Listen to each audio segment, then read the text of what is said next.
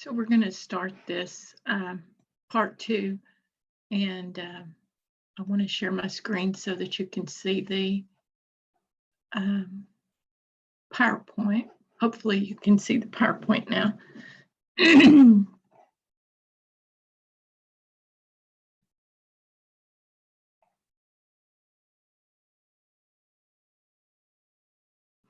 Well, some days are easier to do this than others, but right after we said, that your book says that many of the current researchers don't much believe that things happen in stages anymore, the way that we had previously thought that they did, we move right on to stages. But it is the best way that we have to organize information. And most developmental scientists and clinicians and educators still find Piaget stages to be very useful for many purposes. Because children's understandings of many different concepts is going to be more similar to others of their own age than to people of a different age. So a 1-year-old is going to be more similar to another 1-year-old than they are going to be a 5-year-old, even if those two 1-year-olds are not developing at exactly the same rate. So because babies don't talk, it's harder to study them. And you can ask them all day what they're thinking, and you're just not going to get an answer. Research at all other ages involves verbal interactions, but studying babies was strictly observation for Piaget. So when you consider that, he did a rather fabulous job. He did most of his original work studying his own 3 children. And if you've had a small child, then you know that it's no hardship to watch them all day. If that could be my job, I think I could do really well at it.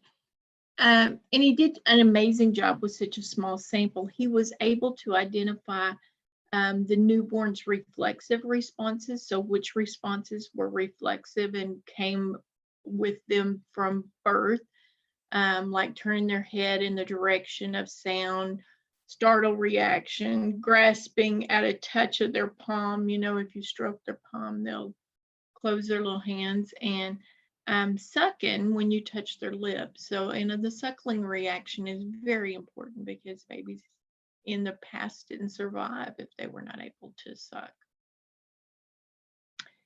So Piaget observed them very closely, and he noted all of their different patterns and how they change with time and experience. And based on this observation, Piaget was able to infer what babies might be able to do and might be able to understand at the different ages. And today that we know that infants are able to do some things earlier than what Piaget thought, but it's because we can see more using the technology that's available to us today that was not available before. The infrared technology to be able to see what they're doing in the dark, the brain scans to be able to see what their brain is doing. So this slide discusses some of the things that the current research is able to tell us using that technology. And we know that if we set a baby in a swing in front of a blank wall and we flash a picture, your book says a bright green circle up on the wall, then the baby will produce an orienting response. She'll look longer at this blank stimulus than she did at the blank screen. So if she has a pacifier, she'll suck on it harder while she's looking at this green circle, and her heart rate and her blood pressure will decrease. However, if we kept presenting that same green circle on the wall, the baby would become bored with it. And we call that habituation. And in this particular instance, it would be indicated by the infant looking for a shorter period of time. Pacifier sucking will become less vigorous, and the blood pressure and the heart rate would return to normal. So this same study would then put a yellow circle up on the screen to see if the baby showed a dishabituation response, so that a new orienting response or a new orienting response. So you could tell if the baby could tell the difference between the green circle and the yellow circle. And by using this process, they were able to determine that newborns could not tell the difference between yellow and green, but by 3 months old, most babies were able to differentiate between major color groups. And by 4 or 5 months old, their color vision is about the same as adults. And of course, we know that some adults struggle with color vision problems. There was another study that was done by Barnes and Casey back in 1991, I'm sorry, where they took 7.5-month-old babies, and they found that it took them longer to habituate to Sesame Street than they did to random computer patterns on the same television screen, so they could pay attention to Sesame Street longer. And this study was looking for actually preferential response paradigms. And another way that they do that is to present multiple stimuli side by side, and the babies are tracked to see which one they prefer, so whichever one they look at. And they can use computer analyzed video recordings of those babies' eyes to see which one they looked at longer. And they can also check visual acuity that way, because we know that infants prefer patterns. So when they no longer show a preference between the two stimuli, for instance, like a striped circle or a solid circle, we know that the stripes are too narrow or too subtle for the baby to be able to distinguish between the striped pattern and the solid one.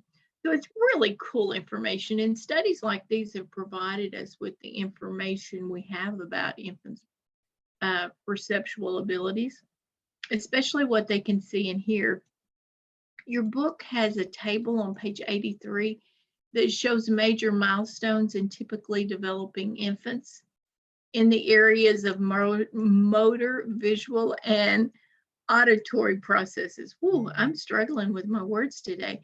And I would really give this table a good look because the information is fascinating, and it may very well be on your certification test in some manner. So remember, when you're looking at it, that even Piaget determined that the rate of development was also based on adaptation. So an 8-month-old that is afforded opportunities to practice pulling themselves up to stand with some kind of help, a couch or a table or whatever, walker, is more likely to do that earlier than babies who are confined and afforded fewer opportunities to practice and to explore. And of course, newer research has really stressed that children may develop in one domain at a different rate than in another one. So let me say this again, because this is important and it will be on test. So I would definitely make sure it's in your notes. Newer research has really stressed that children may develop in one domain at a different rate than in another. So they might develop cognitively faster than they developed in the socio-emotional area, or physical, or whatever. So that's an important distinction to make that was not made in the past. So to become attached to a parent and to begin the process of healthy emotional development, a baby has to have some conception of the parent as a permanent object in their world, even at times that they may not be able to see them. So this also probably should go in your notes. We call the concept object permanence, that even when we can't see them, hear them, or experience them with any of our senses, that they still exist. So one more time, object permanence is the understanding that objects exist even when the infant can't hear them, they can't see them, or experience them with any of their senses. A really good example of object permanence is shown in the hidden object video in your weekly folder. So I do encourage you to view that after you finish this section. of videos. We used to believe that babies didn't understand object permanence until about 8 months old. But with technology, we now believe that they have some capacity for it as early as the first month of life. Now, technology didn't improve their grasp of object permanence, it just allowed us to study it earlier. So to understand object permanence, a child must have at least a rudimentary capacity to keep an object in mind when it's not present. And Piaget says that that happens in the first year of life and then gradually improves in the years after that. So by the end of the sensory motor stage, which the sensory motor stage is 18, 24 months, somewhere in there, not only do they have mental representations of objects in their brain, but they can mentally plan their actions. They can solve some simple problems in their heads, and they can remember past experiences. And many of you guys demonstrated this with your earliest memories. I think in this instance, he's talking about a much shorter past experience. So for example, a child can see a parent do something. My grandson was hilarious. His mother used to bathe him in the bathtub, and she would pull the stopper out when she got ready to take him out of the bathtub. And so he watched her do that a few times, and then he started pulling the stopper out. Of course, he didn't wait until bath was over. He just thought that was an interesting thing to do, I guess.